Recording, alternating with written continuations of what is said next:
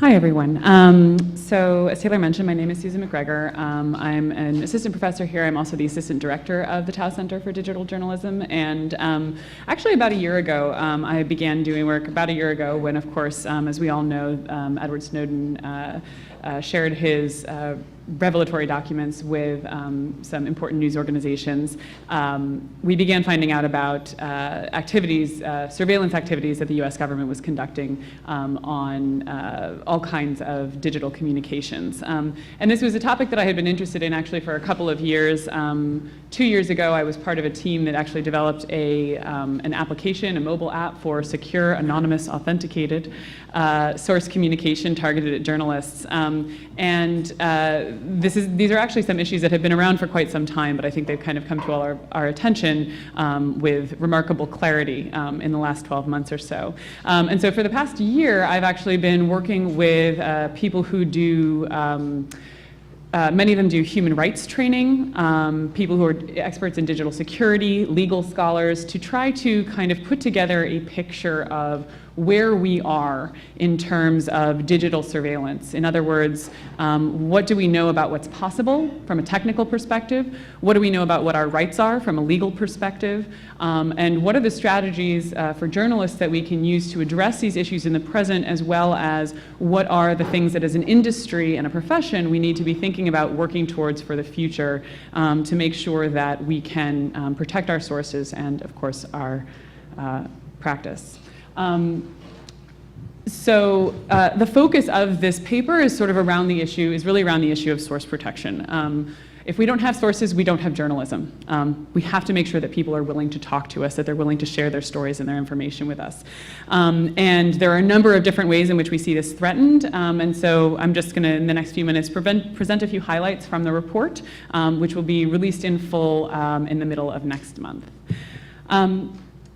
Source protection is non-negotiable. I'm sorry, this is very small somehow on this screen. One big issue that we know, given ongoing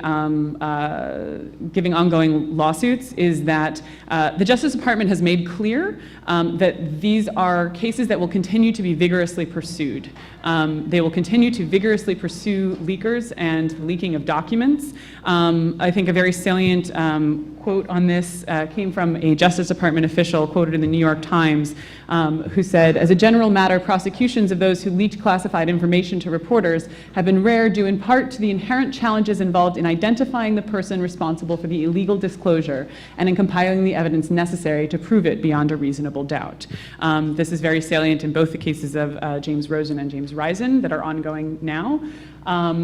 The issue here has to do with what many of you may already know is digital metadata, the information that gets sent along with our digital communications, whether those are telephone, cell phone calls, visiting websites, or sending email being one of the most salient illustrations. The use of digital information targeting to target journalists and communications is not reserved to the federal government or to those who are covering national security issues. So Dispatch, which is the application that I developed with some colleagues here at the engineering school and with engineers at Stanford, a couple of years ago, I remember going to the Online News Association conference and presenting this work and sort of getting interest and feedback. And at the time, there were a lot of folks who said to me, "Oh, well, I only do reporting in the US, I don't need to worry about that." And I think even since the Snowden revelations, one sort of common refrain has been that, well, I don't do national security reporting, I don't need to worry about that. Well, the reality is, this is just one example of a story from USA Today. There's a technology known as stingrays. These are devices that can essentially be used to mimic a cell phone tower and used to triangulate the location of a cell phone signal. And this, while many of these are in the possession of the federal government, they regularly share them with local and state law enforcement, and they are used to identify communications. Another aspect of this is simply the fact, which maybe many of us already know, which is that journalists and journalistic organizations are prime targets for state-sponsored hacking attempts. This is to say nothing of anything else, but this is a small handful of the organizations that in the last year or so have had publicly revealed that they were the subject of coordinated coordinated hacking attempts, much of it by the Chinese government. But in all of these, there is also the sense in certain cases that the target of this was to identify sources. The primary objective was to identify who was providing information to these news organizations. And I know from speaking from some people in the industry, particularly with respect to China, that the revelations about what can be obtained about digital communications have had a chilling effect. Anecdotally, folks who cover this stuff would tell you the same thing. People are less willing to speak. The other thing is that the law is in limbo. So 2 cases that were decided within the last year. One, which is ACLU versus Clapper, was filed almost exactly a year ago, which was challenging the constitutionality of bulk metadata collection, of kind of sweeping up the communications information of these organizations. That has since been appealed to the Second Circuit, and so the outcome of that is unclear, but it was originally struck down. So essentially that case said it is constitutional to do this bulk metadata collection. Another case called Clayman versus Obama, which was filed at the end of last year, a district judge in the DC circuit came to the opposite conclusion, stating that perhaps the collection of bulk metadata collection was not constitutional. Unfortunately for us, the Supreme Court declined to hear that case last month, which means that we have competing decisions at the same level with contradictory conclusions, and we see this also in cases involving reportorial privilege as well. So unfortunately, there is not a lot of clarity about what our rights are with respect to the law. So given all of this, the question is, what do we need to do? And obviously the final report will go into all of these issues in much more detail. But I think that there are kind of 3 primary things that as a profession and as an industry we need to start thinking about. One is to educate. This is often a challenging thing, whether you speak to journalists or digital security experts, there's often a sense of helplessness about improving these situations. And the reality is that, and I will say that I have a very technical background, and it took me a long time to get my head around these things, but it's possible, and hopefully it will be easier now. This is one thing that the report really focuses on, is kind of trying to highlight the salient issues and the practical applications of these things. But we need to educate ourselves about what is visible, enough about how these systems work to be able to deal with them effectively, and to create solutions for ourselves in real time. We need to organize. There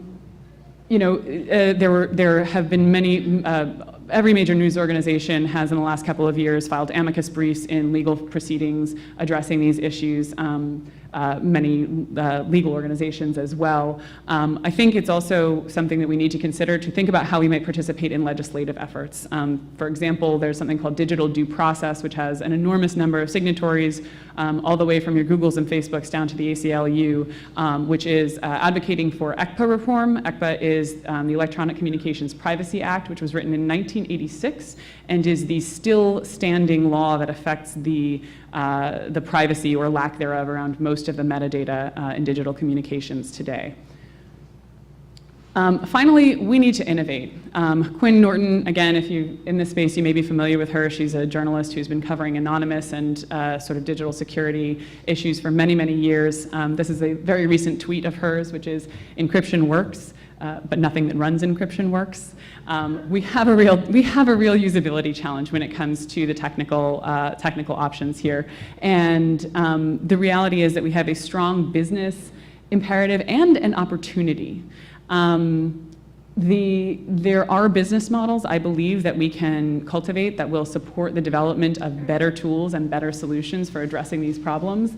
And one of the things that I've been very pleased to learn is actually the enthusiasm and the genuine desire of many, many people in the cryptographic and digital security community to work with journalists. We actually have a couple of fellows who come from this space who are going to be in residence with the Tau Center this fall doing work in this area. But it is a significant opportunity that we have. And I think it's important to articulate that digital security, like many things, is herd protection.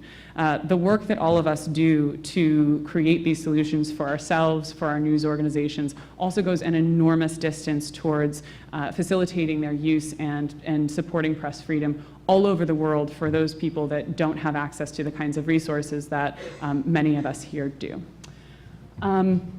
That's all. The full report will be released on June 18th. I will just say one brief word about it.